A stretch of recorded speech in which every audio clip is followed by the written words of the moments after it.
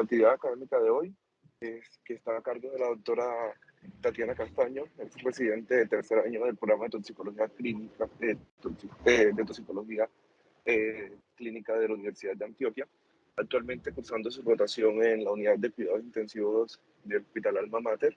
Y bueno, decidimos sacar el espacio para tocar el tema o abordar el tema de un medicamento muy ampliamente conocido por todos los que trabajamos en cuidado crítico, y que muchas veces tenemos la sensación de que lo manejamos a la perfección, pero nos sobran estos espacios donde podamos detenernos para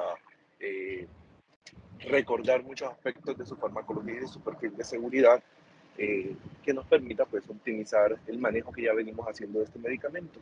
Entonces este espacio se le ha otorgado a la doctora Tatiana, quien nos va a hablar de este medicamento, pero con especial énfasis en algunos aspectos de su perfil de seguridad y cómo manejar cuando se presentan algunas complicaciones derivadas de ello. Adelante, doctora Tatiana.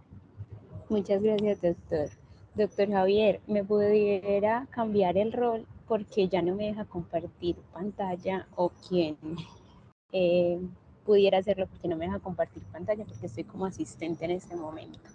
Muchas gracias. Bueno, buenos días. Mi nombre es Ingrid Tatiana Castaño, como el doctor Rafael previamente me presentó. Soy residente de toxicología y doy pues mis agradecimientos al doctor Rafael Uribe Acevedo, quien fue mi asesor para esta presentación. ¿Por qué hablar de nitroprusiato? Pues el nitroprusiato es una molécula que lleva en el mercado más de 60 años, sin embargo existen ahora preguntas con respecto a los potenciales riesgos asociados al uso de este medicamento y el mayor miedo al uso de este es la exposición tóxica al cianuro. Entonces, por ende, vamos a desarrollar pues como esta presentación basada en ese perfil de riesgo de esta molécula. Para hablar un poco de historia del nitroprusiato, el nitroprusiato es una molécula que fue desarrollada más o menos en 1929, se conoció su efecto vasodilatador, pero solamente fue hasta 1955 donde se decidió introducir en la práctica clínica y desde entonces se hicieron pues como estudios preclínicos y fue en 1974 cuando la FDA aprobó el uso de este a nivel clínico. Su preparado inicial fue una ampolla estéril liofilizada y su nombre inicial fue nitroferrocianuro sódico antes de llamarse nitroprusiato. En 1986 se empezaron a conocer los primeros casos de efectos toxicológicos de esta molécula, efectos a nivel del sistema nervioso central, a nivel respiratorio, sin conocer como tal qué era lo que lo estaba provocando en ese momento. Y posterior de esta época tenemos pues como que aumentaron los reportes que los vamos a ver más adelante. En 1998 se conoció o se llevó pues estos tres farmacéuticas estadounidenses se llevaron el premio Nobel por el descubrimiento de que el óxido nítrico era un factor que provocaba vasodilatación a nivel venoso y a nivel arterial en algunas ocasiones y dando de esa manera un mecanismo de acción a la molécula que previamente conocíamos como nitroprusiato de sodio y algunos de los nitratos que ya estaban en el mercado. De vasodilatadores, en este grupo farmacológico encontramos varios, sin embargo su mecanismo de acción es distinto y su perfil farmacológico también es distinto. Tenemos los activadores de los receptores DOPA, donde el principal representante es el fenol-DOPA, los representantes que hiperpolarizan la parte celular, los representantes de ahí son el minoxidil y el diaxóxido, la reducción de afluencia de calcio que tenemos los calcioantagonistas y los liberadores de óxido nítrico del fármaco o en el endotelio. Cabe aclarar que acá pues tenemos grupos farmacológicos que hacen su liberación de óxido nítrico, pero algunos requieren enzimas para su activación y otros no. En este momento entonces nos vamos a centrar en el nitroprusiato de sodio. Hago la aclaración acá que los nitratos orgánicos, o sea, la nitroglicerina, el dinitrato de disosorbide, son moléculas que liberan pues como también o ayudan a la liberación de óxido nítrico, pero no pertenecen al grupo farmacológico como tal molecular del nitroprusiato de sodio. Ahí también tenemos la hidralazina y la histamina. Entonces vamos a centrarnos hoy en el nitroprusiato de sodio. En cuanto al nitroprusiato de sodio, entonces es un profármaco, es una molécula que tiene, como ustedes pueden ver acá en la pantalla, tiene un hierro tiene 5 moléculas de cianuro y adicional a eso tiene un grupo, una porción nitrosa. Se dice que más o menos el 44% del peso molecular de él representa el cianuro. Es un compuesto acuoso, es muy sensible a la luz y a las condiciones alcalinas, por ende siempre que se vaya a preparar se debe proteger de la luz y se dice que su estabilidad puede, si está protegido de la luz y de un ambiente alcalino, alcanzar hasta 8 horas de infusión de la preparación que se haga. Una vez inicia la infusión, tiene un inicio de acción realmente rápido, ultra rápido, de 30 segundos, tiene un efecto, el efecto hipotensor se empieza a ver a los 2 minutos y una vez se suspende el medicamento, la infusión, ese efecto suele desaparecer después de 3 minutos de suspendida. Frente a esta situación, digamos que las 5 moléculas de cianuro que se liberan gradualmente son los que producen, digamos, la toxicidad asociada a cianuro que le dan a esta molécula. Esta molécula no necesita ninguna enzima para activarse, sino que simplemente cuando llega al nivel plasmático tiene la activación por grupos sulfidrilos de cualquier proteína, como la albúmina, o cualquier sustancia que esté a nivel plasmático que tenga grupos sulfidrilos, hace que su activación, la molécula se descomponga o se metabolice inmediatamente a 5 moléculas de cianuro, 1 de óxido nítrico y el hierro. Entonces, como lo vemos acá, tenemos el nitrocruciato de sodio, generalmente no necesita enzima, como previamente les mencioné, para activarse, hay formación de óxido nítrico y hay formación de moléculas de cianuro. Esas moléculas de cianuro generalmente pueden reaccionar con metamoglobinemia en niveles basales normales que tenemos, y esa metamoglobinemia posteriormente convierte o forma cianohemoglobina, que se puede, cuando hay contenido. Cuando hay poco contenido, eso se puede metabolizar y no hay ningún efecto tóxico.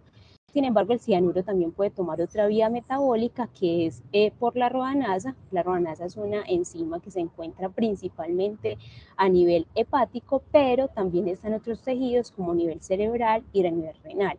El principal, pues digamos que tiene concentración de esta es el hígado. Entonces el cianuro que tenemos posterior al metabolismo de esta molécula va hacia, posterior a la desintegración de esta molécula, va al hígado. En el hígado la ROANasa, con las reservas de tiosulfato que todos tenemos, se neutraliza, se forma tiocianato y ese tiocianato se elimina de forma renal. Esto ocurre normalmente con moléculas de cianuro que puede producir tanto el nitrocruciato de sodio, tanto vías metabólicas de las células para su eliminación.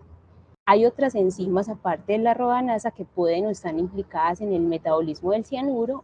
Otras son las mercaptopiruvato y la azufretransferasa, que están en menores cantidades a nivel orgánico, pero también implican o están relacionadas con el metabolismo del cianuro, que puede aumentar el metabolismo del cianuro. Normalmente los grupos o las moléculas que tienen sulfuros, en este caso las proteínas como cisteína, pueden aumentar el metabolismo del cianuro, la metionina, el glutatión, que generalmente lo tenemos como una molécula que puede controlar los reactantes de oxígeno, o moléculas como el cianuro que no hacen parte como de vías metabólicas importantes, y el ácido ascórbico también pueden estar relacionados como con el metabolismo de esta molécula. La eliminación principalmente, entonces, como les mencioné, es a nivel hepático por la ROANasa, que va a formar tiocianato. Generalmente los pacientes que tienen insuficiencia hepática no requieren un ajuste, sino simplemente una vigilancia estrecha, porque tienen mayor riesgo de intoxicación por cianuro, pues porque hay una disminución de por sí de la ROANasa. Y la eliminación principalmente posterior a todas sus vías metabólicas, sobre todo el tiocianato, son por eliminación renal. Entonces, cuando iniciamos nitroprusiato, se dice que los pacientes que tienen una tasa de filtración glomerular mayor de 30, no se le debería hacer ajuste al medicamento. Los pacientes que tienen una tasa de filtración glomerular menor de 30, se debería hacer la dosis máxima del paciente que debería recibir es de una infusión de 2 microgramos kilogramo minuto. Y los pacientes que están en anuria, pues esperaría que una infusión segura para ellos sería 1 microgramo kilogramo minuto.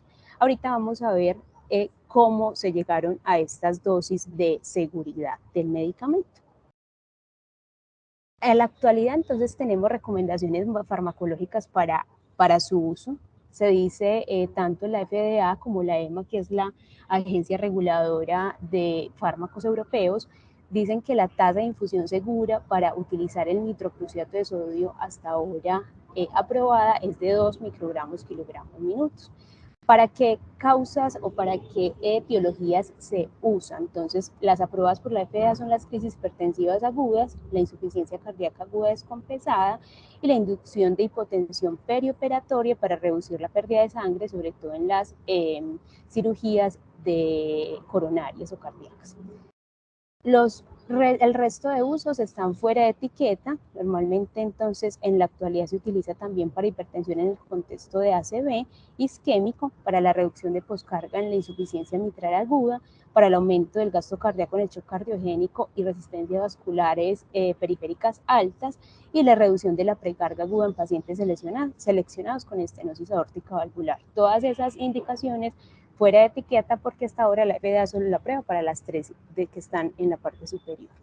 Y la EMA, entonces, igual la tasa de infusión que ellos consideran seguro para este medicamento es de 2 microgramos kilogramo minuto. Las etiologías aprobadas hasta ahora entonces son crisis hipertensiva, las hipertensiones malignas refractarias a otros tratamientos y la hipotensión controlada durante la anestesia para reducir el sangrado. Procedimientos quirúrgicos son las etiologías aprobadas en Europa. Miren que son muy similares a las utilizadas pues como en América del Norte. En el embarazo y la lactancia, la EMA hace la recomendación de que solamente se debe utilizar en el embarazo cuando el beneficio del medicamento supere los riesgos, pues es un medicamento categoría C clasificado hasta la actualidad. Y en la lactancia, pues se desaconseja su uso de la lactancia, pero hacen igual la acotación de que si la paciente lo requiere son mayores sus beneficios, pues debería utilizarse. Para mirar entonces, ya sabemos cómo llega la molécula, cómo se metaboliza y cómo se elimina, cuáles son sus recomendaciones, pues falta entonces observar cuál es su mecanismo de acción. Como vimos, la molécula libera, una vez tiene contacto con glucosulfidrilo, libera una molécula de óxido nítrico. Ese óxido nítrico generalmente va al endotelio, tanto a nivel venoso como arterial, y ingresa a la célula. En la célula depende de la enzima guanilato ciclasa, que la estimula. Esta aumenta las concentraciones de AMP cíclico, y al aumentar las concentraciones de AMP cíclico disminuye el ingreso de calcio a la célula. Al disminuir el ingreso de calcio a la célula, hace que el retículo endoplasmático sea mucho más sensible al calcio, aumenta la concentración del calcio en este y provoca mayor vasodilatación a nivel tanto arterial como venoso. Y eso lleva a su vez pues, a algunos resultados, como disminuye la presión capilar pulmonar, disminuye la poscarga, aumenta el llenado de la aurícula derecha y mejora el volumen minuto cardíaco. ¿Qué interacciones farmacológicas tiene esta molécula con otros medicamentos? Hasta la fecha, entonces, sabemos que no hay ninguna enzima, que su metabolismo posterior a la liberación del cianuro es su metabolito el que va a ser eliminado a nivel hepático. Entonces, las interacciones farmacológicas básicamente son porque el cianuro, cuando se da en estas condiciones, activa o puede escasear algunas sustancias como la rodanasa, porque tenemos enzima, pero eso es limitado, como el tiosulfato que tenemos a nivel plasmático, pero que también es limitado y puede desviar algunas vías de algunos medicamentos que las utilizan en menos cantidad, pero que de todas maneras son importantes en su metabolismo. Entonces, básicamente, digamos, las interacciones mencionadas, estas son algunas que les traje, pero realmente son más de 10 reacciones de interacciones farmacológicas. Estas son como las más importantes y con las que nos podríamos encontrar en nuestro quehacer. Básicamente, entonces, las interacciones son porque el nitroprusiato de sodio está interviniendo o está gastando moléculas como la rodanasa, como el tiosulfato, como el glutatión, que intervienen en el metabolismo de otros medicamentos, y adicional que puede potenciar o disminuir el efecto de estos, como pasa por ejemplo con los nitratos orgánicos, que en este caso está la nitroglicerina y el dinitrato de disosorbida, que potencia sus efectos. La clonidina y la desmetomedina pasa lo mismo, potencian sus efectos, y los ARA2, los IECAS y el amlodipino, estos potencian los efectos. Entonces generalmente pues es como una interacción cruzada. Mientras que con el acetaminofén, la dapsona, la ketamina y el aripiprazol, la interacción es porque se está gastando las moléculas que ellos necesitan para su metabolismo habitual. Hay una duda grande que surge con esta molécula, y es que si esta molécula tiene resistencia o tiene tolerancia, como conocemos de los nitratos. Vamos primero a hacer una aclaración de la definición. Entonces, resistencia se define farmacológicamente como una hiporrespuesta a la molécula que yo le estoy dando para los efectos que yo quiero. Mientras que la tolerancia es una molécula que me estaba funcionando, que estaba a la dosis que tenía, estaba haciendo su mecanismo de acción y su respuesta farmacológica que yo quería, pero que a medida que van pasando los días me va pidiendo más dosis de ellos para poder obtener la misma respuesta que en días previos tenía. Resulta que con los nitratos, con la nitroglicerina, que es la molécula de la que más se conoce la tolerancia, no la resistencia. Generalmente la resistencia se conoce mayormente con los antibióticos, es un comportamiento muy típico de los antibióticos. Con los nitratos o con las moléculas generalmente no antibióticos se conoce como o el efecto que más provoca es la tolerancia. Entonces, con la nitroglicerina, cuando uno va a mirar nitroprusiato, nitroglicerina, provocan tolerancia. Claramente la literatura lo que nos dice es el nitroprusiato de sodio, hasta ahora no se ha conocido una tolerancia en la molécula a la nitroglicerina sí, y esto se debe a que la nitroglicerina necesita una enzima para su metabolismo y poder eliminar el óxido nítrico. Adicional a que la enzima está ahí, que probablemente es lo que genera la tolerancia con los nitratos, a diferencia del nitroprusiato de sodio, que no necesita ninguna enzima que la pueda metabolizar y formar o activar. Hay otros mecanismos de los que se conocen actualmente que pueden generar tolerancia a los medicamentos, ¿cierto? Y en este caso, pues específicamente a la nitroglicerina, que es la molécula que estamos hablando, comparada con nitroprusiato de sodio. Entonces, se ha observado que con la nitroglicerina, cuando se administra el medicamento, generalmente estos pacientes tienen unas enzimas mucho más activadas a nivel arterial y venoso, ¿cierto? Más reactivas por sus condiciones que vienen previas y a las condiciones fisiológicas no patológicas a las que el organismo se ha adaptado. Entonces, generalmente estos pacientes tienen una actividad del sistema simpático mucho más alta, las catecolaminas son más reactivas en ellos, tienen un incremento en la concentración de renina y aldosterona y renina y angiotensina, la actividad muscular es un poquito más reactiva a nivel vascular. Entonces se dice que con la nitroglicerina se conoce que la molécula, una vez empieza a hacer su efecto, estas enzimas, estas moléculas que ya están acostumbradas a la alta, lo que hacen es aumentarse y empezar, digamos, a sacar más receptores, lo que hace que sea más tolerable, pues, o la enzima generalmente se potencia más, lo que hace que el medicamento se metabolice más rápido y requiera más dosis. Lo conocemos con la nitroglicerina, con los nitratos, pero es un efecto que hasta la fecha no se conoce con el nitroprusiato. Por ende, en algunos textos podemos encontrar que el nitroprusiato se le reconoce como una resistencia, pero hasta la fecha no hay estudios que realmente me muestren que haya o tolerancia, como los pasa con los nitratos, o resistencia, que es una incapacidad del medicamento para el efecto que yo quiero con esta molécula. Los síntomas asociados a la intoxicación de nitroprusiato, que finalmente lo que me está diciendo es, puede haber una intoxicación por dos vías. Yo llego a la sangre, yo me descompongo o pues simplemente metabolizo, tengo dos compuestos. Uno es el cianuro, que se va por las vías metabólicas, y el cianuro que puede quedar como un anión extracelular. Y otra vía es que el tiocianato, si se aumenta, pues generalmente es una molécula que normalmente no causa problemas, pero cuando está elevado en sangre puede tener efectos tóxicos. Entonces, digamos que esas son las dos moléculas que nos preocupan con el nitroprusiato de sodio, que pueden generar síntomas de intoxicación cuando yo lo estoy administrando. ¿Cuáles son los síntomas que mi paciente puede presentar al yo darle una infusión de nitroprusiato? Entonces, generalmente con el cianuro se dice que puede haber una acidosis metabólica porque el cianuro puede inhibir el complejo 4 de la cadena respiratoria, parar la producción de ATP, parar la producción de energía por la vía aeróbica y aumentar la vía anaeróbica y así aumentando pues el lactato. Entonces, generalmente con el cianuro podemos ver un paciente que tiene acidosis metabólica hiperlactatémica.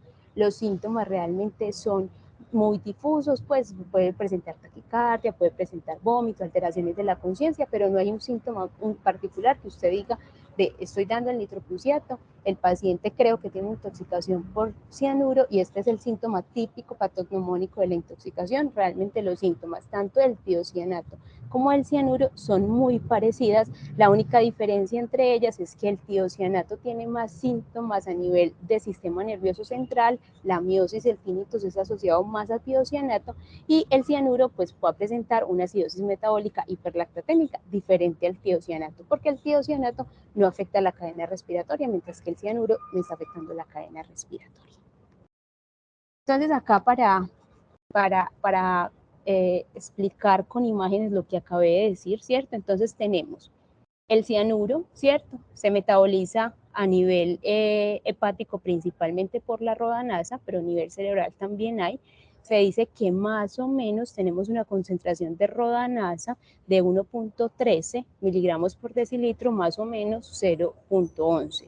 Los niños tienen mayor cantidad de rodanasa debido a sus procesos enzimáticos y proteicos durante el crecimiento y la cisteína y la metionina son moléculas que son sustratos para la producción de rodanasa. Se ha demostrado en estudios que a pesar de que las pacientes aumenten el consumo de cisteína y metionina, pues no hay un aumento significativo de la cantidad de rodanasa. Entonces la rodanasa, tenemos una enzima, pero esa enzima tiene una cantidad que puede, que una vez empiezan las vías enzimáticas, pueden limitarse para volver a producirse, ¿cierto? Tenemos entonces el cianuro, la rodanasa actúa con el cianuro para formar tiosulfato, con el tiosulfato para formar tiocianato y un ion sulfato, ¿cierto? El tiocianato que se forma después de esta reacción, entonces se elimina a nivel renal y el sulfato generalmente se va para vías proteicas que es en las que se necesita.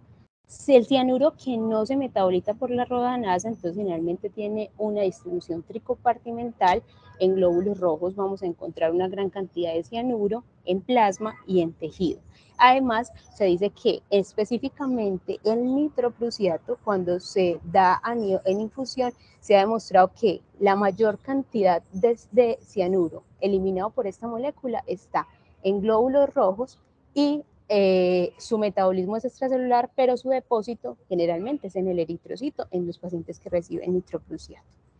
En cuanto al tiosulfato, entonces es un compuesto, es un anión extracelular, normalmente lo tenemos a nivel plasmático, tenemos una cantidad pequeña, oscila más o menos entre 1.1 hasta 2.3 en la población pediátrica.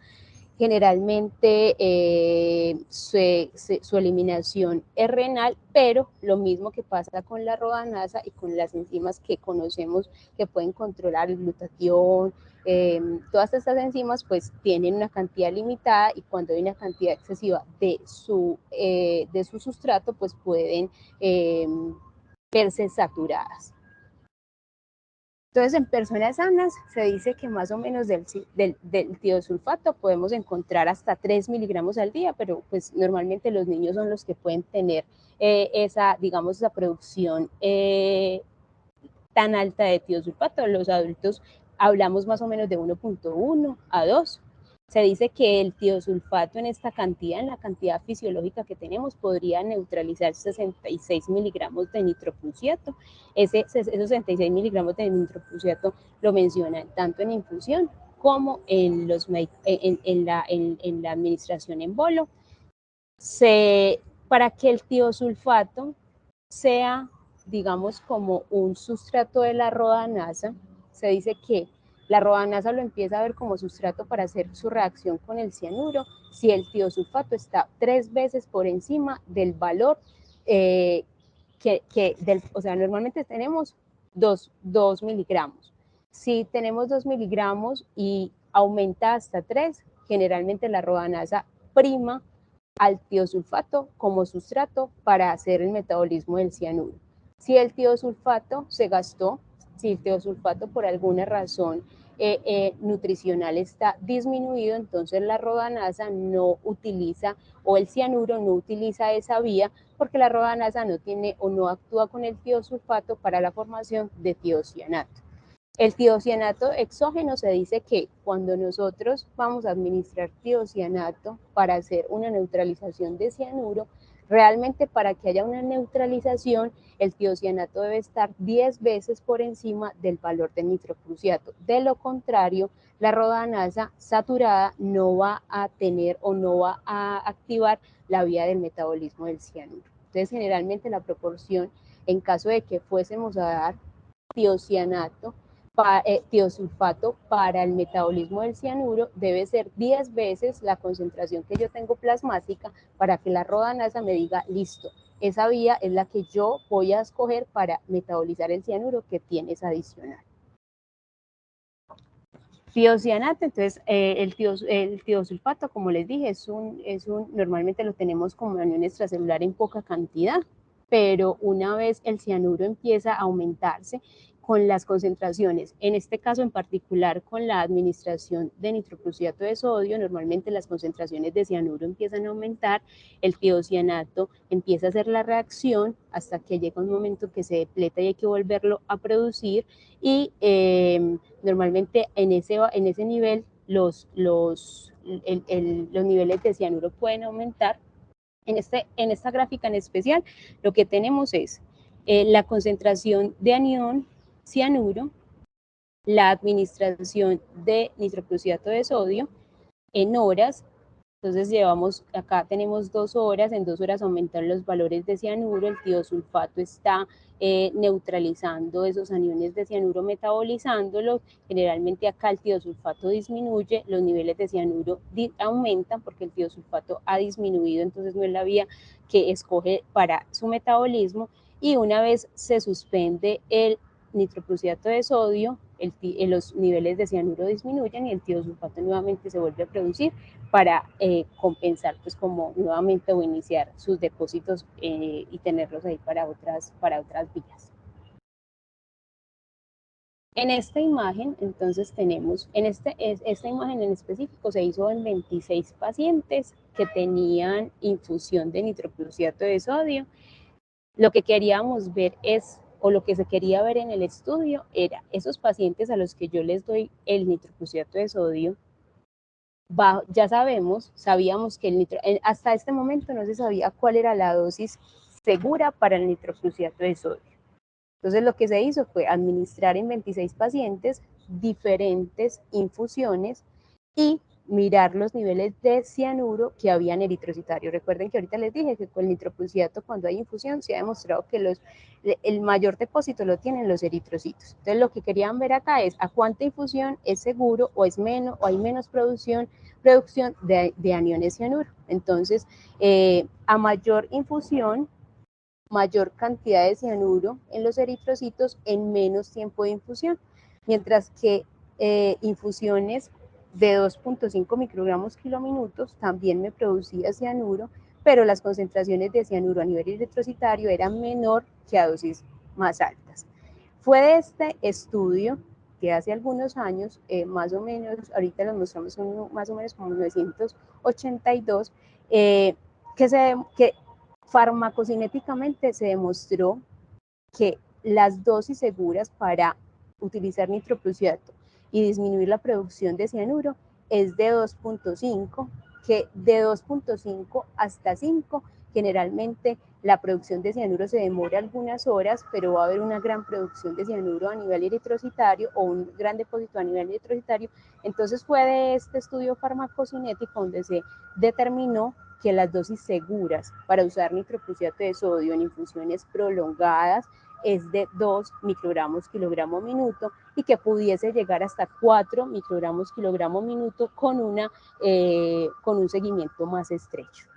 Las dosis de 20, de 10 microgramos kilogramo minuto no son recomendadas por las agencias reguladoras farmacológicas precisamente por ese riesgo de producción de cianuro alto y de depósito alto a nivel eritrocitario con consecuencias pues clínicas. Entonces, de este estudio, pues mire acá lo que les digo, entonces acá tenemos, este estudio fue hecho en ratas, no, este estudio fue hecho en 26 pacientes, como les mencioné, en diferentes infusiones del nitroprusiato de sodio para mirar las concentraciones eritrocitarias. Es la misma imagen que vimos antes, pero acá en una tabla. Entonces, lo que se determinó es la dosis segura es 2.5 microgramos kilogramo minuto. La concentración en los eritrocitos que puede ocasionar intoxicación es de 200 micromol por litro en los eritrocitos. Y la dosis que normalmente deberíamos utilizar en infusión es de 2.5, casi hasta 5 microgramos kilogramo minuto para producir un cianuro en dosis o en concentraciones seguras que el organismo pudiese metabolizar. Pero acá surge la duda de, sabemos que la rodanasa es la que lo metaboliza, normalmente se puede saturar y si se satura, pues dependerá prácticamente es individual si hay un aumento de cianuro en esas concentraciones o en esa rata de infusión, dependerá pues como del estado de la rodanácea propiamente dicha, ¿cierto? Algunas veces con infusiones de 2.5 pues han reportado efectos deleterios en infusiones no prolongadas, pero pues eso ya es muy individual. En base pues como a este estudio fue que se determinó que la dosis segura para este medicamento es de 2.5 y que si lo vas a utilizar de 4 a 5, pues generalmente esas velocidades tienen mayor riesgo de concentración de cianuro y por ende mayor riesgo de intoxicación por cianuro y tiocianato, entonces hay que hacer un seguimiento más estricto. En cuanto al tiocianato, entonces el tiocianato, que es la otra molécula problema de alguna manera que lo mencionamos, desde 1925 hasta 1945 fue usado como un antihipertensivo, tiene eliminación renal, generalmente las concentraciones no tóxicas se dice que es de 1.7 milimol por litro, tiene una vida media de 2.7 días, pero en los pacientes que tienen insuficiencia renal crónica, porque recuerden que se elimina a nivel renal, puede tener una vida media de 9 días. Generalmente esta molécula es dializable, el cianuro no. La intoxicación asociada a infusiones de nitroprusiato de sodio de 2 a 5 microgramos kilogramo minuto, se espera que los pacientes la puedan presentar si tiene una función renal normal de 7 a 14 días después de la infusión, y en los pacientes que tienen insuficiencia renal crónica pues pudiese presentar de 3 a 6 días los síntomas asociados a intoxicación por tiocianato.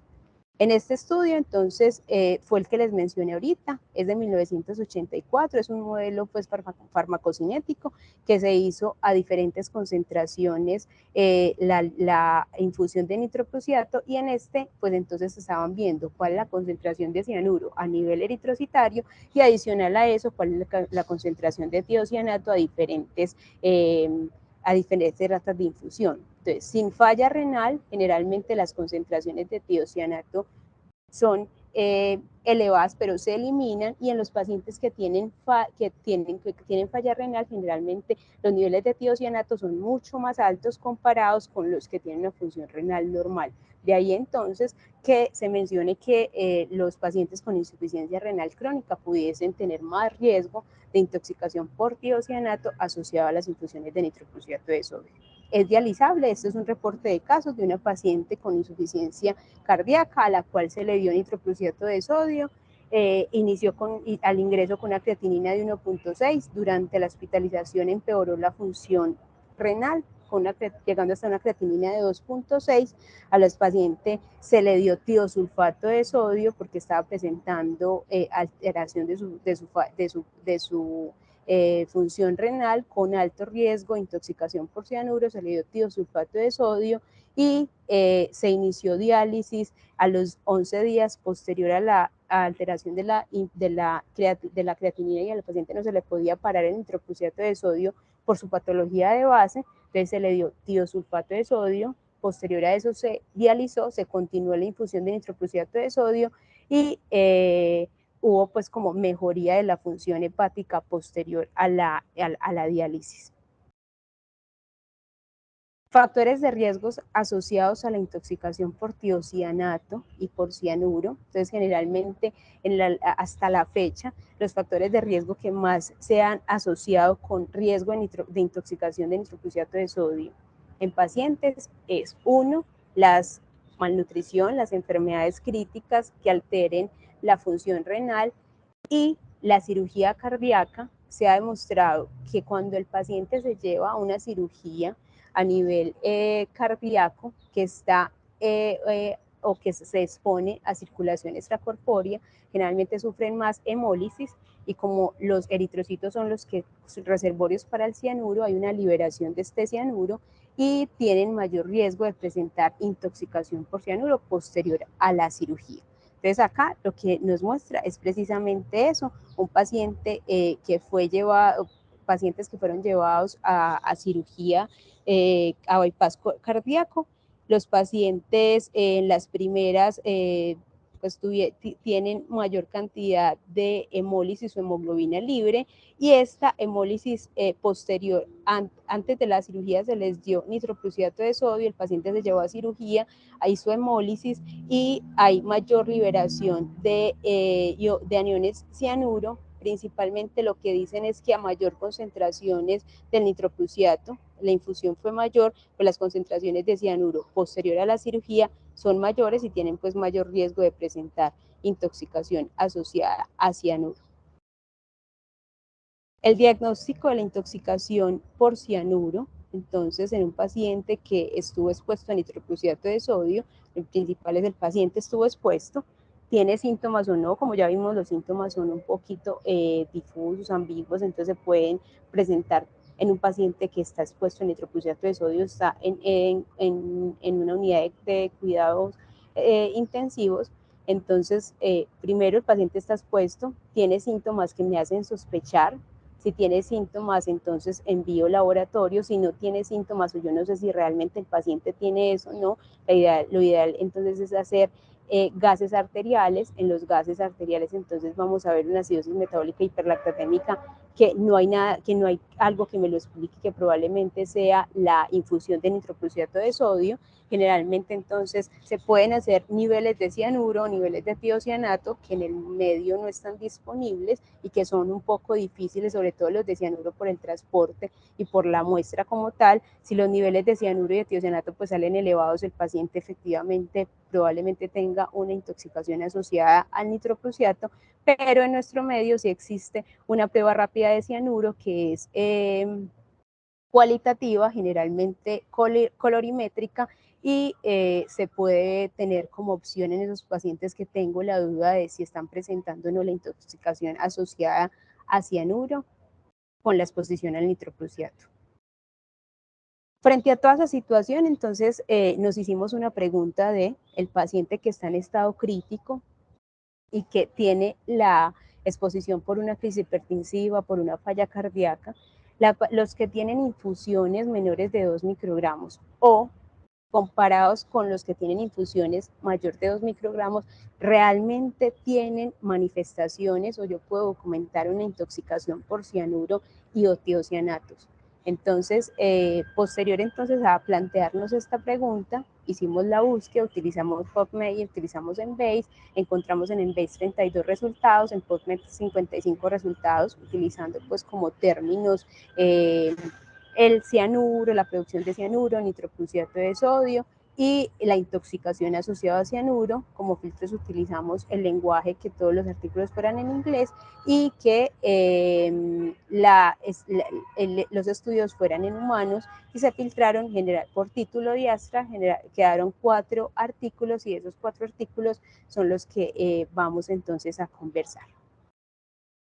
Los artículos referentes a esta molécula son muy viejitos, pero es precisamente porque es una molécula que está viejita, una molécula que satanizaron de alguna manera hace algunos años, el uso de ella se disminuyó un poco y los estudios farmacocinéticos y farmacodinámicos son realmente viejitos, entonces los estudios que vamos a ver son algo, ya llevan algunos añitos. Entonces en este estudio lo que querían ver entonces era la exposición,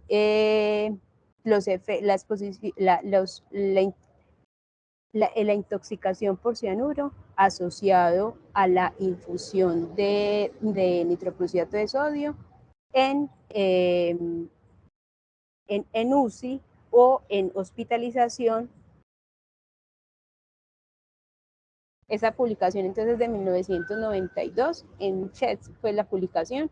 En esta publicación lo que se hizo o lo que se observó fue como se evaluaron los reportes de caso que habían hasta entonces asociado a nitroprusiato. En esta se reportaron 52 casos, de esos 52 casos 26 murieron, pero de acá, de este estudio, entonces 26 murieron, todos se adjudicaron o fueron asociados a la infusión de nitroprusiato de sodio. Sin embargo, en todos los casos no se pudo contabilizar los niveles de cianuro. Esta publicación fue la que llegó a la FDA, donde se demostró en ese momento que habían aumentado los reportes de casos por intoxicación por nitroprusiato de sodio y que 26 de esos pacientes la asociación estaba hecha por la molécula. Entonces, los autores en esta revisión de estos 52 casos asociados a la infusión de nitroprusiato de sodio y toxicidad por cianuro concluyeron que la toxicidad por cianuro relacionada con la infusión de nitroprusiato de sodio era un evento muy frecuente y que por ende se debía evitar su uso, y fue en ese entonces cuando la FDA lanzó la alerta de que el nitroprusiato de sodio era un medicamento que probablemente no era seguro y que se debería utilizar con precaución. Entonces, este fue el primer artículo que salió, pero tiene algunas limitaciones y muchas preguntas, es porque no todos los pacientes tenían niveles de cianuro contabilizados, por ende no se podrían adjudicar la intoxicación solamente a la infusión de cianuro. Pudiese ser otras o consecuencias fisiológicas que con el que el paciente estaba cursando que pudiesen haber empeorado esta situación y llevado pues como a la muerte. Este artículo es del 2010. En este artículo también se hace una revisión de los reportes de casos y los estudios que habían hasta ese momento como series de casos para mirar qué tanto se relacionaba realmente la concentración de cianuro, los síntomas clínicos que conocíamos hasta ese momento, la acidosis metabólica hiperlactatémica que nos dicen, esa puede aparecer y puede ser un signo inicial del paciente que tiene infusión de nitroprusiato de sodio y puede presentar intoxicación por cianuro. Entonces, en esta, los estudios que se observaron fueron unos a nivel intraoperatorio y los otros a nivel de unidad de cuidados intensivos en pacientes que no habían tenido cirugías. De estos pacientes, de estos estudios, entonces, los resultados que se midieron fue los niveles de cianuro, cuántos pacientes murieron y si realmente había una acidosis láctica que me predijera que el paciente estaba presentando intoxicación por cianuro. Pero hasta ahora, miren los reportes, entonces, de estos casos, ninguno presentó acidosis metabólica hiperlactatémica que me dijera lo previó. No hubo muertos asociados a la intoxicación o la infusión de nitroprusiato de sodio, y los pacientes que estaban expuestos o que los que se estudiaron en estos estudios fueron la infusión duró de 26 a 160 horas con una dosis de 1.8 a 12 miligramos por kilogramo de infusión de nitroprusiato. Los síntomas reportados en estos fueron leves, ninguna muerte y ningún paciente presentó acidosis metabólica hiperlactatémica que pudiese hablarme pues como de que es cierto lo que conocemos en la farmacocinética, lo que vemos entonces en los pacientes realmente haga lo mismo. Estos estudios de acá que nos reportan 11 muertos y 5 muertos, generalmente cuando vamos a ver los estudios, las muertes de estos pacientes no fueron asociadas a la infusión de nitroprusiato de sodio, sino otras condiciones que condujeron pues como a su muerte, pero no asociados pues como a la infusión. Y lo mismo pasa, entonces los niveles de cianuro en la mayoría de los reportes no están, pues no dicen si hay reporte o no, y los que están reportados están negativos, y la acidosis láctica no se presentó en los pacientes que se reportaron. Entonces las muertes fueron relacionadas con otras complicaciones, y en este estudio, que es digamos como el más reciente, que fue en el 2016, es un estudio observacional de 3 años, fueron 192 pacientes, esos 192 pacientes fueron expuestos a nitroprusiato de sodio, tenían se hizo un seguimiento, por lo menos que los pacientes recibieran nitroprusiato de sodio por 24 horas, el total de pacientes que ingresaron fueron 192, y lo que se quería ver es los pacientes que estuvieron expuestos a nitroprusiato de sodio tienen niveles elevados de tiocianato, ¿cierto? Si tienen niveles tóxicos que son mayores de 30, lo consideraron según el laboratorio que ellos tenían, o si tienen niveles menores de 30 que no serían pues como tóxicos. En esta imagen o en este estudio lo que nos mostraron entonces es, uno, que los pacientes recibieron la duración de la infusión fue de 7, máximo 10 días la infusión del nitroprusiato, que la dosis que utilizaron la máxima fue de 2.8, como previamente la FDA, digamos, lo había recomendado en un rango seguro, y que los días o las horas que se utilizaron estas dosis máximas de infusión de nitroprusiato fueron hasta 60 horas. Que los pacientes que presentaban mayor nivel de tiocianato tenían una dosis acumulada mayor de nitroprusiato de sodio, ¿cierto? Comparado con aquellos pacientes que tenían unos niveles de tiocianato por debajo de 30 o tóxicos. Cuando se hizo la comparación ya sabemos que los pacientes que tienen mayores niveles son estos pacientes que tienen tasas de acumulación de nitroprusiato más alto, entonces a algunos pacientes se les dio tiosulfato y a otros pacientes no se les administró tiosulfato, para ver cuál era la cantidad de concentración de tiocianato a nivel sérico posterior a la infusión de tiosulfato, y se demostró que los pacientes, o lo que se vio en el estudio fue que los pacientes que tenían menor tasas acumuladas de dosis de nitroprusiato, se le dio infusión y los niveles de tiocianato aumentaron o eran mucho más altas comparados con aquellos que tenían infusión de nitroprusiato de sodio a mayor cantidad o mayor acúmulo de dosis, pero que no les dieron tiocianato. Este fue digamos, el resultado del estudio. Después esa variable se llevó a un análisis multivariado para mirar si ese tiocianato realmente, que en los pacientes que yo le estoy dando poca infusión tienen altas dosis de tiocianato, se representa a nivel tóxico importante, o hay algunas variables que pudiesen empeorar esa situación. Como ya sabíamos, los estudios previos me dicen, el paciente de falla renal, ese paciente probablemente va a acumular tiocianato y puede presentar eventos tóxicos. Y en este estudio, cuando se hizo un análisis multivariable de que ya sabemos, pues, sabemos que los pacientes que tenían menos cantidad acumulada de nitroprusiato, yo le di tiosulfato y el tiocianato aumentó. Ese tiocianato fue importante clínicamente. Entonces lo que nos muestran pues como en este estudio es la creatinina. Realmente los pacientes no presentaron síntomas importantes graves. La creatinina no fue un factor que empeorara la situación ni la disfunción hepática, y generalmente son las dosis acumuladas de nitroprusiato que probablemente pudiesen ser el factor de riesgo para presentar pues como los niveles altos de tiocianato. Pero refuta de alguna manera todo lo que conocíamos de la parte farmacocinética de estudios anteriores y de varios años, pues que es con lo que nos basamos de la dosis actual. Posterior a entonces ya sabemos el tiosulfato pudiese ser una alternativa de profilaxis, cuando yo le estoy dando una infusión a un paciente de nitroprusiato de sodio.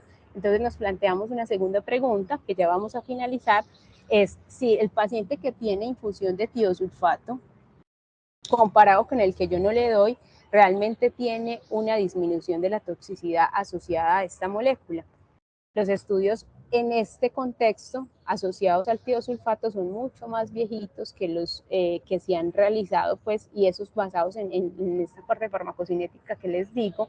Este estudio lo que nos iba a mostrar, lo que nos quiere mostrar es eso. Entonces fueron 70 pacientes, fueron expuestos a tiosulfato. Hay unos que recibieron un periodo corto, 51 pacientes recibieron periodos cortos de nitroprusiato y otros recibieron un periodo largo, el periodo largo de 2 semanas, y fueron pues como adultos expuestos a esta. De ellos uno murió, pero no asociado pues como al nitroprusiato. Y en este estudio, entonces, en el periodo corto, lo que nos dicen es, normalmente a los 60 minutos de yo iniciar la infusión de nitroprusiato de sodio, las concentraciones de cianuro van a aumentar, ¿cierto? A mayor minutos, horas, esa concentración de cianuro va a aumentar, pero normalmente si yo administro tiosulfato, en estos pacientes, a estos de periodo corto no se les dio tiosulfato, simplemente tenían su nitroprusiato y se midieron cantidad de cianuro. Entonces, a las 60 minutos aumentaron el cianuro y el paciente, a medida que yo le aumento la dosis, aumenta la concentración de cianuro. Generalmente a dosis menores hay concentración de cianuro, pero no tóxica, y cuando aumento la concentración de la infusión, probablemente haya mayor cantidad de cianuro. Estos son los de periodo corto, y a los de periodo largo, a estos sí se les dio tiocianato. Sin embargo, en la imagen que nos muestra el estudio no nos dice cuántos días posteriores fue que yo le medí el cianuro a estos pacientes. Entonces, en la imagen me dice sí, a mayor concentración le di tiosulfato y disminuyó la cantidad de cianuro, pero desconocemos cuánto tiempo posterior fue que se hicieron esas mediciones, ¿cierto? Igual pasa pues entonces cuando doy el tiosulfato y hay mayor cantidad de exposición al nitroprusiato, pues se supone que hay disminución de estos valores de concentración de cianuro eritrocitario, pero lo mismo, en el estudio no nos dicen cuántos días posterior, y lo ideal sería que tuviéramos esa comparación en grupos similares de infusión, de tiempo y condiciones clínicas para poder definir si realmente hay un cambio significativo con el tiosulfato. Si el tiosulfato puede alterar o no la dosis o el efecto vasodilatador del nitroprusiato. Hasta ahora los estudios han demostrado que ni el tiosulfato ni la hidroxicobalamina, que pudiese también utilizarse como forma de metabolismo del cianuro en pacientes que tengo expuesto a nitroprusiato de sodio, no altera el efecto pues como tal del medicamento. Se dice que prolonga un poquito el tiempo de inicio de acción del nitroprusiato de sodio a nivel arterial y venoso, pero su efecto como tal no se ve alterado, y lo que se ha observado es que mantiene las concentraciones de nitroprusiato con la infusión mucho más alta. Normalmente lo que se han hecho en los estudios o lo que se ha visto es darlos individuales o darlos en una preparación mixta sin ningún cambio en ninguna de las dos presentaciones que altere la molécula, el nitroprusiato, excepto que se exponga al sol como ya les dije. Y para terminar, entonces, los puntos claves importantes para ellos, entonces, los pacientes con tasa de filtración glomerular, tanto aguda como crónica, pues requieren un seguimiento estrecho, pero hasta ahora lo conocemos por modelos farmacocinéticos que pudiesen alterar, pero como vimos en el estudio de la acumulación de tiocianato en esos pacientes que tuvieron alteración de la creatinina, pues no hubo una diferencia significativa en esos pacientes para presentaciones o acumulación de tiocianato. Sin embargo, sigue siendo una recomendación que hay que tener en cuenta por los modelos farmacocinéticos que conocemos del medicamento. Igual, por modelos farmacocinéticos podemos decir que las concentraciones de cianuro eritrocitario pueden aumentarse en infusiones mayores a 2.5, y que predominantemente después de 3 horas esta acumulación en los eritrocitos se puede ver más o se puede contabilizar más, pero lo mismo, esto se hace o es un dato que tenemos pero de modelos farmacocinéticos. La exposición de circulación a circulación extracorpórea en pacientes expuestos a nitrocruciato de sodio podría ser un factor de riesgo para aumentar la concentración de cianuro y el riesgo de intoxicación por este, pero hasta la fecha pues faltan muchos estudios adecuadamente diseñados y desarrollados, porque los que tenemos son de hace varios años y son modelos farmacocinéticos que posterior a ese estudio, a ese reporte de casos que se hizo en la FDA y que lanzó la alerta, el uso de este ha disminuido y por ende pues los estudios bien realizados para poder tener recomendaciones basadas y fuertes pues a nivel de la medicina basada en evidencia. Eso es todo, muchas gracias. Bueno, muy bien, Ingrid. Tatiana, te felicito. Fue una excelente conferencia, muy buena revisión y nos hacía falta a nosotros desde hace mucho tiempo volver a visitar el nitrocruciato de sodio. A mí me parece un tema muy interesante, es un medicamento que se utiliza muchísimo o que se subutiliza o se deja de utilizar por ese fantasma que dejó heredado esos artículos que tú mencionaste. Entonces, vamos a tomarnos unos minutos, aunque nos faltan 5 para las 8, vamos a tomarnos siquiera hasta las 8:15, unos 20 minutos para preguntas. Entonces, por favor, la gente del público que tenga preguntas, que me imagino que va a ser muchas, o observaciones, aportes, utilicen por favor la herramienta de levantar la mano o a través del chat si quieren y yo las voy leyendo. ¿Alguna pregunta para Ingrid?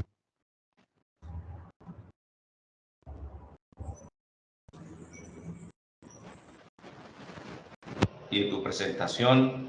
Bueno, aquí ya hay dos, perdón. Aquí veo al doctor Eric Valencia, pero entonces miren, en este orden que acabo de verlos. Primero Eric Valencia, luego Daniel Mendoza y tercero el doctor David López. Eric, adelante, por favor. Buenos días. Horacio, ¿me escucha? Sí, señor, te estamos escuchando. Habla un poquito más duro, pero te estamos escuchando bien. Ok, muchas gracias. Doctora, felicitaciones. Sí, me hacía falta algo de revisión de nitrocruciato, pero yo he sido muy crítico de esos artículos de toxicidad. Sí me gustaría ver qué pruebas estadísticas le hicieron a ese primer reporte que mandaron para la FDA o para el INVIMA, porque eso es un estudio observacional, se comporta como un observacional, ni siquiera como un reporte, que no le da para tener un OR de asociación ni siquiera. La conclusión creo que fue exagerada para lo que encontraron. Y pienso que eso muestra lo que se ha visto a través del tiempo, que uno no ve tanta toxicidad por nitrocruciato. Y es un medicamento extremadamente bueno y que mucha gente intenta cambiarlo por el labetalol, y desde que fue el Trandate, los que nos tocó la medicina privada, que fue bastante viejo, sabemos que no son iguales. Entonces yo creo que no podemos satanizar un medicamento que tiene herramientas todavía. Sí, señor, absolutamente de acuerdo. Excelente observación. No sé si Tatiana tiene una observación para el profesor Eric. No, precisamente digamos que por eso lo traje como antes de empezar la pregunta, porque creo que después de ese reporte hay un antes y un después de nitrocruciato de sodio. Y realmente la conclusión, estoy de acuerdo con el doctor, fue muy exagerada, se lanzó una alerta y hizo que el medicamento se satanizara y que hasta la fecha tengamos estudios muy viejitos, que hasta ahora no podemos, que nadie se ha dedicado a estudiar, porque pues es una molécula que cada vez se usa menos. Cuando tú dices muy viejitos, entonces Eric y yo nos sentimos coetáneos. Pues, hablando desde la parte farmacológica, pues el desarrollo farmacológico. Buenos días, doctora, para felicitarla, muy buena charla, buena presentación, pero tengo una duda, no sé si encontraste algo del aumento de la intoxicación, pues cuando se utilizan el nitroprusiato junto con la nitroglicerina, que en muchas partes, pues esos pacientes que están severamente hipertensos, ¿sí? Y no hay la disponibilidad del labetalol, es como el segundo medicamento en elección. Lógicamente uno sabe que el riesgo de intoxicación está aumentado, pero pues yo no he leído nada de esos dos medicamentos. No sé si tú encontraste algo acerca de eso. ¿Me escuchan? Sí, señora, adelante. Realmente, muchas gracias, doctor Daniel. Realmente cuando lo único que encontré fue en las interacciones farmacológicas, que se hace la recomendación de no combinarlos específicamente, es porque se potencia pues como el mecanismo de acción de la nitroglicerina, pero no que potencialice el efecto de la intoxicación por cianuro asociado a nitrocruciato. Básicamente esa es la recomendación, la única que encontré de interacción de ambos. Así es, sí, yo centro mismo. Bueno, además que en realidad no debe ser una práctica adecuada ni recomendada estar utilizando esos dos medicamentos de forma conjunta. El profesor David López, adelante, David, por favor. Buenos días a todos. En primera instancia, felicitar pues a la doctora por su excelente charla, porque estuvo pues muy completa, una revisión pues muy buena del tema. No, o sea, yo mi intervención era como en lo que planteaba pues el doctor Eric. De todas maneras, yo creo que hay que buscar como un equilibrio entre, pues, eso, pues yo creo que es como la conclusión de la charla, entre no satanizar al medicamento, porque pues realmente pues esta evidencia pues que hay con respecto pues a su toxicidad pues todavía pues es como muy dudosa y basada pues en modelos pues como muy farmacológicos, pero pues tampoco pues digamos tranquilizarnos, sobre todo pues cuando estemos en el escenario pues del paciente crítico con falla renal. Ya a veces, digamos, hasta antes de la alerta pues, de la FDA, pues éramos un poquito, pues, como digamos, como olímpicos, sobre todo, pues, como a las dosis a las que llegamos, ¿cierto? Entonces, yo creo que el llamado es como a buscar ese punto de equilibrio, pues, no descartarlo de todo ni satanizarlo, pero, pues, tampoco, digamos, bajar, pues, como la guardia y obviamente, pues, estar alerta, pues, a la toxicidad, sobre todo, pues, en ese escenario, pues, de los pacientes que manejamos nosotros. Muy bien, David, muchísimas gracias. Yo quisiera hacerte una pregunta, Ingrid Tatiana, o cualquier persona del público que quiera responderla, porque como el nombre de la conferencia era uso adecuado del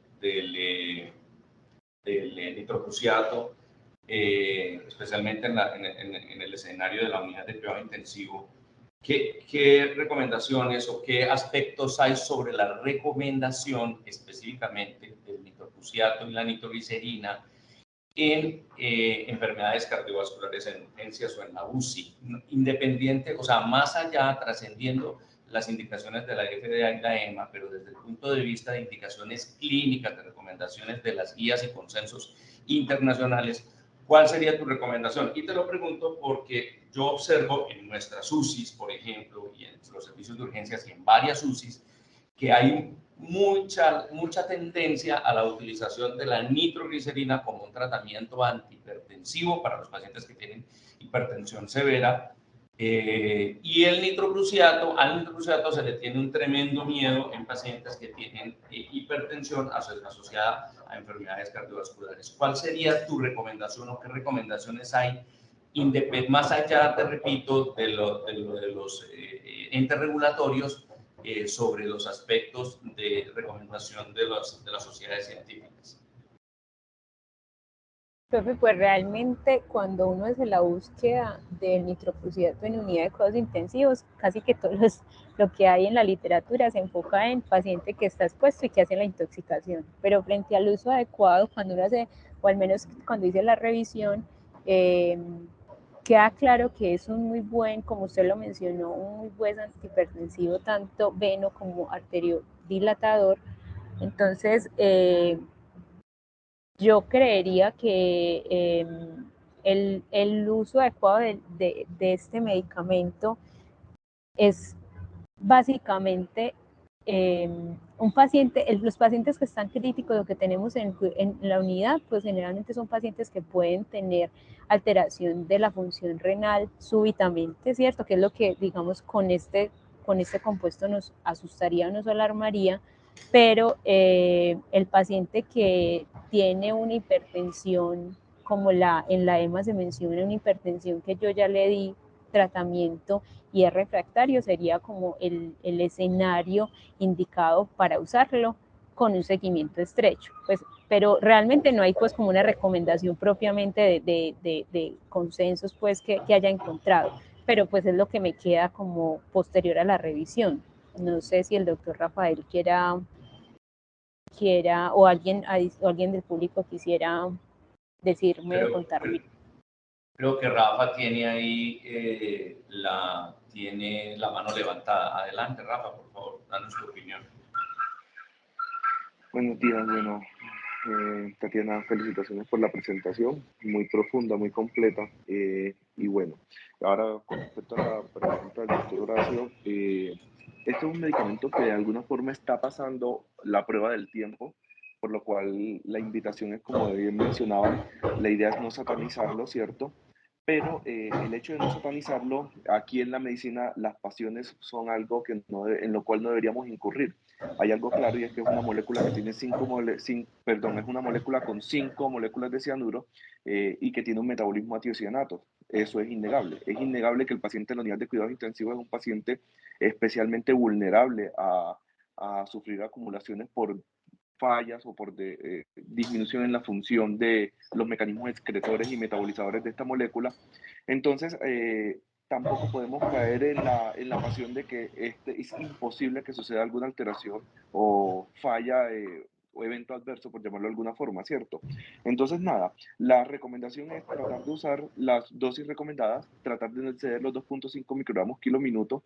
Si los va a exceder, estar muy pendiente del tiempo, sobre todo si su dosis supera los 4 microgramos kilo minuto, y solamente tener en cuenta que ante un deterioro clínico del paciente no explicado por su patología o comorbilidad de base, usted como clínico no debería echar en saco roto que la posibilidad sea un evento adverso del medicamento en esos escenarios, y tratar o de identificarlo y diagnosticarlo si tiene las herramientas. Lamentablemente en nuestro medio solo tenemos pruebas cualitativas, no cuantitativas, y llegado el caso, aunque la evidencia sea corta, considerar al menos el uso de las dosis de tiocianato, que lo que se ha propuesto es que no afectan el efecto vasodilatador del nitroprusiato, pero sí nos pueden ayudar a recuperar el paciente de la intoxicación, que puede ser la puntillada final para su deterioro clínico. Entonces, no echar en saco roto otras evidencias, incluso propuestas para otros nitratos, como la nitroglicerina, que es el uso de grupos donantes de grupos sulfidrilos, como la N-acetilcisteína o el ácido ascórbico. Hoy en día también carecen de evidencia, pero al menos en el tema del nitroprusiato de sodio y la terapia con tiosulfato de sodio para evitar su intoxicación, digamos que es de alguna forma un poquito más aceptada, a pesar de que a la luz de la evidencia no tendríamos nada concreto, ¿cierto? Pero desde el punto de vista de plausibilidad farmacológica sí tendríamos una explicación que justifica su utilización en esos casos puntuales que acabo de mencionar. Sí, señor, así es. Yo quisiera hacer, para darle un paso a la pregunta que tiene la doctora Mercedes, para terminar, quisiera hacer énfasis en una cosa. Es decir, cuando estamos hablando del progreso y el pronóstico que tiene la enfermedad anginosa cardíaca, primero se le tiene mucho temor al nitroprusiato por el cuento del famoso robo coronario, y uno tiene que tener en cuenta que cuando el paciente está revascularizado, percutáneo quirúrgico, robo coronario no va a haber, o el riesgo es muy bajo. Sin embargo, el objetivo de la nitroglicerina desde el punto de vista cardiovascular, más que un antihipertensivo, es un antianginoso y especialmente un revertor de sobrecarga pulmonar. Aunque eso no ha cambiado mucho el pronóstico. Hay un estudio que se llama, el nombre es así, PEPA, que es un estudio sobre el progreso y el pronóstico de la angina inestable tratada con nitroglicerina. Demostró que la nitroglicerina no tiene ningún cambio, o su pronóstico no tiene ningún cambio cuando se utiliza oral, transcutáneo o venoso. Sin embargo, sí es muy importante el progreso de la enfermedad isquémica cuando se controla el dolor y cuando se asocia a esa angina posteriormente beta bloqueador. No así con el nitroprusiato. Y cuando se utiliza la nitroglicerina como un antihipertensivo para sacar a un paciente que no tiene ese robo coronario, que no tiene enfermedad isquémica activa, de un edema pulmonar asociado a hipertensión arterial severa, su resultado es muy malo y su pronóstico es muy débil, porque generalmente la mayoría de esos pacientes resultan en ventilación mecánica. Entonces, así, en ese contexto de la enfermedad, es muy importante tener en cuenta que la nitroglicerina es muy mal antihipertensivo, que como mostró Ingrid, hay unas diferencias entre tolerancia con el nitroprusiato y con toxicidad, como acaba de decir Rafa, y que el nitroprusiato sí es un medicamento antihipertensivo, especialmente para protección de órgano blanco. En el caso del edema pulmonar cardiogénico, cuando la sobrecarga hay que sacarla rápido antes del efecto diurético de las furosemías, de los diuréticos de ACE, que además tienen un efecto vasodilatador en principio. El inicio de su terapia, de su efecto terapéutico sobre la sobrecarga pulmonar es más de vasodilatación que de la misma diuresis. Eso es más o menos lo que quiero enfatizar, porque repito, yo veo que se utiliza mucho la nitroglicerina como un tratamiento antihipertensivo y llegan a la UCI desde urgencias o en la misma UCI uno la ve utilizar nitroglicerina a una dosis altísima y el paciente persiste con una hipertensión sistólica severa con 160, 150 de presión sistólica severa, que eso no tiene un buen contexto desde la clínica. Bueno, la doctora Mercedes, adelante, Mercedes, por favor. Sí, pues sumándome a la felicitación de todo el mundo porque es un tema muy difícil, se sacó una muy buena presentación. Lo que yo quiero decir es que acá en la institución creo que usamos en las unidades, o al menos eso he visto yo,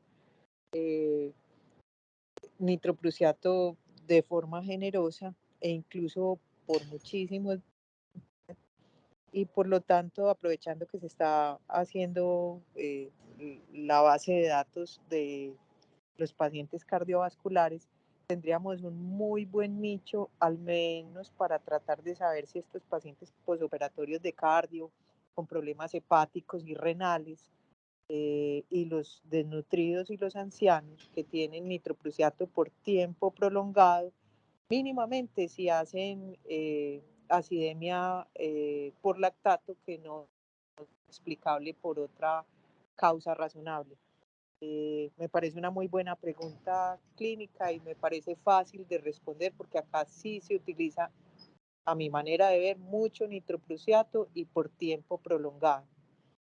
Era más como un llamado a que aprovechemos la información que nos sobra para hacer un análisis más reciente de la situación o con el apoyo del doctor Rafael intentar al menos hacer la prueba cualitativa en los pacientes que empiecen a hacer acidemia láctica.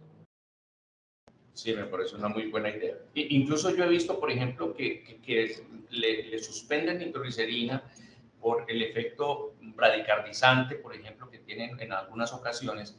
Resulta que la nitroglicerina produce un efecto que es muy poco conocido, que se llama un reflejo de Besot-Harich, creo que es el nombre del reflejo. Es un reflejo cardioinhibitorio, que además tiene el corazón no solamente con nitroglicerina, sino que el corazón, digamos, cuando está sometido a un estrés, él hace un efecto cardioinhibitorio que inicialmente es protector, que es una especie de vasodilatación adicional y una bradicardia.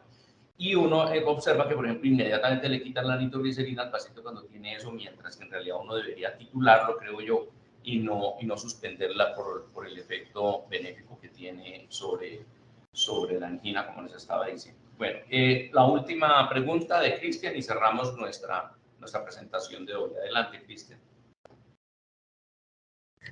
Buenos días, gracias doctor. Bueno, felicitar a Ingrid y a Tatiana, muy buena presentación.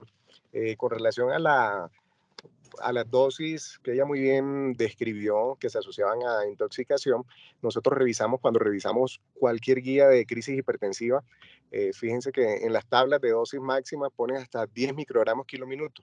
Sí, si bien está claro que por encima de 4 microgramos kilominuto el riesgo de intoxicación está latente, pero con mucha frecuencia lo utilizamos a dosis altas y son pocos los casos realmente de intoxicación asociada a nitroprusiato. Y bueno, con referente a la pregunta que hizo el doctor Horacio, sí, evidentemente el nitroprusiato es principalmente un arteriodilatador, por ende la indicación está más dirigida a las crisis hipertensivas para reducir la poscarga del ventrículo izquierdo y todas las consecuencias que esto genera. Mientras que la nitroglicerina principalmente reduce la precarga, entonces es más útil en falla cardíaca, edema pulmonar hipertensivo o enfermedad coronaria activa aguda, ¿cierto? Mientras que, bueno, el nitroprusiato más que todo para reducir la poscarga, entonces todas las emergencias hipertensivas que estén relacionadas con este mecanismo fisiopatológico sería más útil el nitroprusiato y no dejar a un lado el efecto que es muy frecuente en los pacientes que se usan nitroglicerina, y es la cefalea, que es muy frecuente incluso en las primeras horas de inicio de infusión de nitroglicerina. Entonces era como para complementar eso, doctor. Muy bien, excelente. Bueno, muy buena conversación tuvimos. Ingrid, mira que generaste un buen debate, estuvo muy buena tu presentación. Rafa, muchas gracias por tu guía. Y a todos nos vemos el próximo jueves. No se les olvide que la próxima semana tenemos un invitado especial sobre este mes que estamos revisando todo lo de nutrición y metabolismo. Nos vemos el próximo jueves en las actividades del programa. Les deseo un feliz día. Hasta luego. Muchas gracias a todos.